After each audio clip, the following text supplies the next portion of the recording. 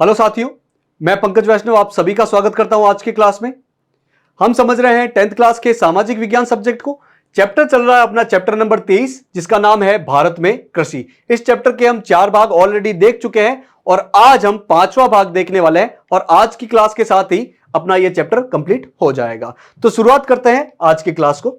अभी तक हमने भारत में कुछ कृषि प्रवृत्तियों के बारे में देखा है, प्रमुख फसलें कौन कौन सी है वो देखा है, और आज की क्लास में हम कृषि में नूतन प्रवृत्तियों के बारे में देखने वाले हैं। बहुत सारे छोटे छोटे पॉइंट है, जैसे कि कुछ अलग सी फसलों के बारे में देखेंगे, कृषि के अलग अलग तरीके जैसे कि जैविक खेती क्या है वो देखने वाले हैं, अलग अलग क्रांतियां जैसे कि हरित क्रांति क्या है, श्वेत क्रांति क्या है, पीली क्रांति क्या है, उसके बारे में देखने वाले हैं। तो शुरुआत करते हैं कृषि में नूतन प्रवृत्तियों के बारे में पढ़ना। सबसे पहला है अंगूर।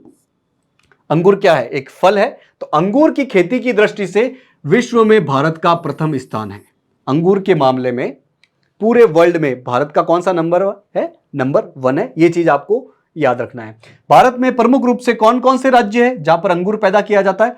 उत्तराखंड, हिमाचल, जम्मू कश्मीर, पंजाब, ये उत्तरी भारत के 4 राज्य, और महाराष्ट्र, आंध्र प्रदेश, कर्नाटक, ये प्रमुख रूप से दक्षिण भारत के कुछ राज्य है। यहां पर आपको अंगूर की खेती मुख्य रूप से देखने को मिल जाएगी। दूसरा फल है केला। भारत में विश्व का 23% केला पैदा होता है। करीब 1/4 पूरे विश्व में जितना भी केला पैदा होता है उसका 1/4 भारत करता है। महाराष्ट्र, तमिलनाडु, गुजरात, केरल, कर्नाटक, आंध्र प्रदेश, प्रमुख रूप से मध्य भारत और दक्षिण भारत में केला बड़ी मात्रा में पैदा होता है। कर्नाटक इस समय सर्वाधिक केला पैदा कर रहा है। तो आपको याद रखना है केला भारत में सबसे ज्यादा कर्नाटका में पैदा हो रहा है। कर्नाटका कहां है? राजस्थान, राजस्थान के नीचे गुजरात, गुजरात के नीचे महाराष्ट्र, महाराष्ट्र के नीचे छोटा सा गोवा और फिर कर्नाटका। तीसरा फल है अपना आम। आम उत्पादन में भी भारत का विश्व में प्रथम स्थान है। अंगूर में भी नंबर 1, आम में भी नंबर 1, और केले में भी 1/4 भाग पूरे विश्व का भारत पैदा करता है। आम मुख्य रूप से उत्तर प्रदेश, बिहार, मध्य प्रदेश, तमिलनाडु, महाराष्ट्र, उड़ीसा, आंध्र प्रदेश, लगभग भारत के उत्तरी हिस्सों में, मध्य हिस्से में और दक्षिण हिस्से में आम बड़ी मात्रा में पैदा होता है। फिर है कुछ खट्टे फल जैसे कि नींबू और संतरा। नींबू और संतरा मुख्य रूप से महाराष्ट्र के नासिक में, मध्य प्रदेश, आंध्र प्रदेश, तमिलनाडु, उत्तराखंड, केरल, कर्नाटक, लगभग संपूर्ण दक्षिण भारत में नींबू और संतरा का पैदावार आपको देखने को मिल जाएगा। आगे है बागवानी कृषि। बागवानी कृषि मतलब कि प्रमुख रूप से जहां पर फल उगाए जाते हैं और फूल उगाए जाते हैं वो बागवानी कृषि के अंतर्गत आ जाते हैं। तो बागवानी कृषि के अंतर्गत भारत सरकार ने 2001-2002 यानी कि आज से करीब 20 साल पहले 4.86 लाख हेक्टेयर भूमि को बागानों के लिए तैयार किया था। देखो, बागानी जो है, बागानी खेती जो है वो बड़ी मात्रा में आपको लाभ प्रदान करती है। फल और फूल ये बड़ी मात्रा में आपको लाभ प्रदान करते हैं। तो भारत सरकार इसके लिए बड़ी कोशिश कर रही है। हालांकि हर फसल के लिए ही अलग अलग सरकारें बहुत ज्यादा कोशिश कर रही है, लेकिन अगर बागवानी की बात की जाए तो 2001-2002 में इतने लाख हेक्टेयर भूमि को बागवानी क्षेत्र के लिए तैयार किया गया था। आंकड़े आपको याद रखने की जरूरत नहीं है। यह बागान प्रमुख रूप से सिक्किम, जम्मू कश्मीर, हिमाचल प्रदेश और उत्तराखंड में स्थित है। आगे बढ़ते हैं। ये थी कुछ प्रमुख फल देने वाली फसलें, आम है, केला है, अंगूर, संतरा, नींबू, इनके बारे में। अब देखते हैं कृषि क्षेत्र से जुड़ी कुछ क्रांति। क्रांति मतलब आंदोलन नहीं, किसी फसल में बहुत ज्यादा उत्पादन हो जाए उसे क्रांति बोल दिया जाता है। जैसे कि आपने नाम सुना होगा हरित क्रांति। तो हरित क्रांति में प्रमुख रूप से गेहूं का बड़ी मात्रा में पैदावार देखने को मिला। यह करीब करीब 1965 के बाद से हरित क्रांति शुरू हुई थी। अच्छा, किसके नेतृत्व में, मतलब मैन व्यक्ति कौन थे? आपको नाम याद रखना है। भारत में डॉक्टर एमएस स्वामीनाथन के नेतृत्व में 1964 से 65 में गहन कृषि विकास कार्यक्रम प्रारंभ किया गया। इनका नाम आपको याद रखना है। किनके नेतृत्व में यह प्रोग्राम शुरू किया गया था? Doctor MS Swaminathan. साल आपको याद रखना है 1964-65 के आसपास। इस कार्यक्रम का नाम क्या था? गहन कृषि विकास कार्यक्रम। खेती को बहुत गहन करना है। और इस क्रांति का नाम क्या था? हरित क्रांति। इसमें किया क्या गया? उन्नत किस्म के बीजों का प्रयोग किया गया। ऐसे बीज लाए गए जो बहुत ज्यादा हाई क्वालिटी के, एक बीज से ज्यादा फसल आपको देखने को मिल जाएगी। रासायनिक खादों का प्रयोग बढ़ाया गया, जिसे केमिकल फर्टिलाइजर बोलते हैं, उसका प्रयोग बढ़ाया गया। और इसकी वजह से प्रति हेक्टेयर क्षेत्र में, प्रति इकाई क्षेत्र में बहुत ज्यादा उत्पादन आपको देखने को मिला। तो इससे गेहूं 4 गुना बढ़ गया, चावल 3 गुना बढ़ गया, मक्का 3.5 गुना बढ़ गया, बाजरा 5.5 गुना ज्यादा बढ़ गया। सोचिए, इतनी बड़ी मात्रा में इन सब चीजों से उत्पादन बढ़ गया, इसे कहा गया हरित क्रांति। आगे बढ़ते हैं, दूसरा है श्वेत क्रांति। हरित क्रांति हरी क्रांति, श्वेत क्रांति सफेद क्रांति। हरित क्रांति में मुख्य रूप से गेहूं, चावल, इनका उत्पादन ज्यादा देखने को मिला। तो श्वेत क्रांति में किसका? दूध का। तो दूध के उत्पादन में बहुत ज्यादा वृद्धि हुई श्वेत क्रांति के अंतर्गत। देश में 1964-65 में सघन पशु विकास कार्यक्रम, भाई 64-65 में ही गहन कृषि विकास कार्यक्रम और 64-65 में ही सघन पशु विकास कार्यक्रम प्रारंभ किया गया, जिससे देश में दुग्ध उत्पादन बढ़ा। 1970 में राष्ट्रीय डेयरी विकास बोर्ड का गठन किया गया। अब ये दूध तो बड़ी मात्रा में पैदा होने लगा, उसको सही तरीके से मैनेज करने के लिए और कैसे उस दूध को और ज्यादा बढ़ा सकते हैं और उस दूध से और क्या चीजें, आइसक्रीम, पनीर, घी, ये सारी चीजें बना के बेच सकते हैं, इसके लिए राष्ट्रीय डेयरी विकास बोर्ड का गठन किया गया। कब? 1970 में। आज भारत विश्व में सर्वाधिक दुग्ध उत्पादन करने वाला देश है। विश्व में सबसे ज्यादा दूध कौन सा देश पैदा करता है? भारत। पशु संसाधन की दृष्टि से भी भारत विश्व का प्रथम देश है। पशु संसाधन मतलब अलग अलग प्रकार के पशु, जैसे कि गाय है, भैंस है, बकरी, भेड़, ऊंट, ये सबसे ज्यादा किस देश में है? सबको मिला के बोला जाए तो अपना देश भारत। तो दुग्ध उत्पादन में भी नंबर 1 है और पशुपालन, पशु संपदा में भी भारत नंबर 1 पे है। तीसरी है नीली क्रांति।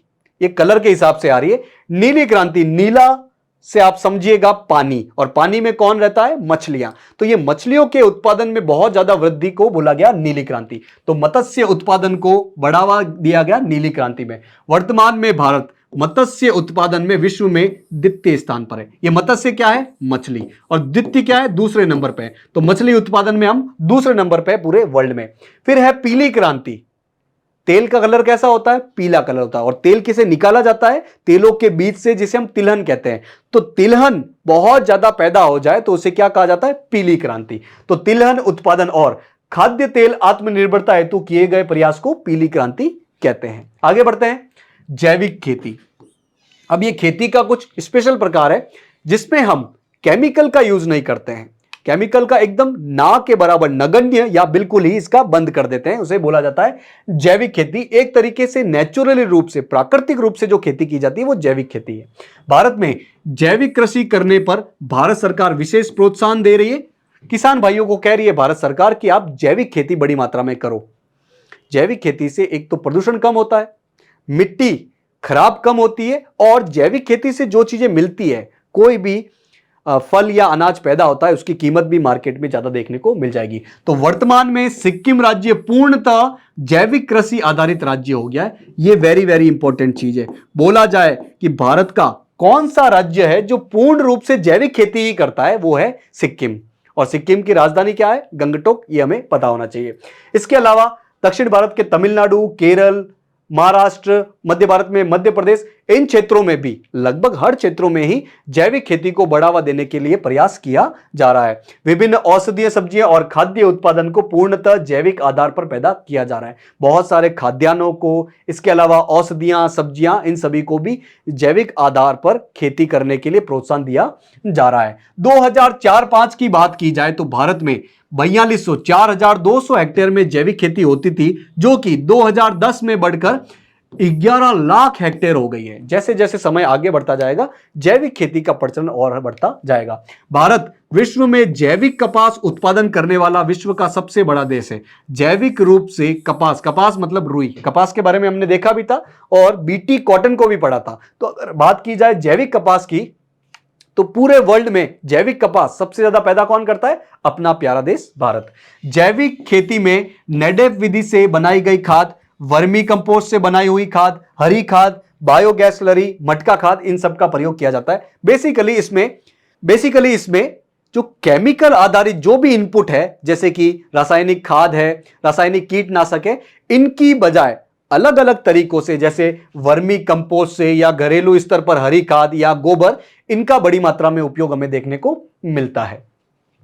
तो इसी के साथ अपनी पूरी थ्योरी कंप्लीट होती है। लास्ट में कुछ चीजें जिन्हें हमें रिवाइज करना है, ये बहुत ही इंपॉर्टेंट है। ये किस हेडिंग के अंतर्गत है? आपने क्या सीखा के अंतर्गत। तो पहला पॉइंट है, भारत में 52% प्रतिशत लोग कृषि में संलग्न है। बोला जाए कि भारत की कितनी आबादी, कितने प्रतिशत लोग खेती में जुड़े हुए हैं? 52%, 50% से थोड़ा सा ज्यादा, ये हमने देखा हुआ है। भारत में प्रति व्यक्ति 186 किलोग्राम खाद्यान्न उपलब्ध है, यह भी इंपॉर्टेंट है। भारत में झूमिंग कृषि उत्तर पूर्व भाग में की जाती है, हमने देखा था स्थानांतरित कृषि, और उसको उत्तर पूर्व भारत में क्या बोला जाता है? झूमिंग बोला जाता है। चावल मुख्य रूप से तटवर्ती भागों में बड़ी मात्रा में होता है, जो समुद्र के किनारे तटवर्ती भाग है वहां पर चावल बड़ी मात्रा में आपको देखने को मिल जाएगा। गेहूं जो है वो पंजाब, हरियाणा, उत्तर प्रदेश, मध्य प्रदेश, महाराष्ट्र और पूर्वी राजस्थान में बड़ी मात्रा में आपको देखने को मिल जाएगा। प्रमुख रूप से उत्तर भारत में, मध्य भारत में गेहूं बड़ी मात्रा में देखने को मिल जाएगा। नेक्स्ट है भारत में गन्ना, प्रमुख रूप से उत्तर प्रदेश, महाराष्ट्र और कर्नाटक में ज्यादा पैदा होता है। इसमें भी प्रमुख क्षेत्र कौन सा है? उत्तर प्रदेश। गुजरात देश में सर्वाधिक कपास पैदा करता है, यह भी इंपॉर्टेंट है। सबसे ज्यादा कपास कौन से राज्य में? गुजरात में।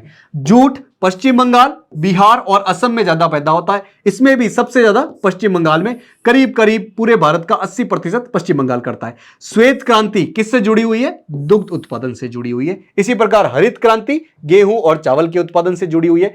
पीली क्रांति आपके तिलहन से जुड़ी हुई है, और नीली क्रांति मछली पालन से जुड़ी हुई है। तो ये कुछ इंपॉर्टेंट पॉइंट थे, वापस हमने रिवाइज कर लिए हैं। तो आज की क्लास को हम यही थामेंगे। इसी भाग के साथ अपना ये पूरा चैप्टर भारत में कृषि नामक चैप्टर कंप्लीट होता है। आपको करना क्या है, आज जो भी चीजें पढ़ी है वो आज ही रिवाइज कर डालो, और चूंकि चैप्टर खत्म हो चुका है तो एक साथ पूरे चैप्टर को एक बार रिवाइज कर डालो। यदि आपने रिवीजन किया 1-2 बार तो लंबे समय तक आपके दिमाग में बात सेट रहेगी। और दूसरी सबसे जरूरी बात, आपको अपने हेल्थ का ध्यान रखना है, अपने फिजिकल हेल्थ, अपने मेंटल हेल्थ का ध्यान रखना है। डेली स्तर पर आप खेलिए, कुछ एक्सरसाइज कीजिए, कुछ मस्ती कीजिए, अपने फैमिली मेंबर से, दोस्तों से बातें करते रहिए। आशा है कि आज की क्लास आपको समझ में आई होगी। आज की क्लास से जुड़ने के लिए आप सभी का बहुत बहुत धन्यवाद।